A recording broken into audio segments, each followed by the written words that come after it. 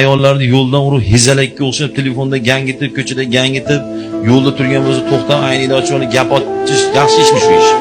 Qani zamon ko'tarsa ash bolani men yo'lda ko'p ko'raman-da. To'xtab ol, yonlarida ketadilar o'zlaricha bir narsa. Kim o'sha bitta muslima ayolni gangityapti-da? deb o'ylaydi, o'zimizni millat, o'zimizni dinimizdagi bitta bir ayolni gangityapti. To'g'ri, u ham eshshagan bekorga chiqmagan, u juda yaxshi biladi, o'sha yerda yursa iplos kelishini juda yaxshi biladi. Chunki iplosga to'xtagan iplos ular. Noto'g'ri bo'lsa ayting.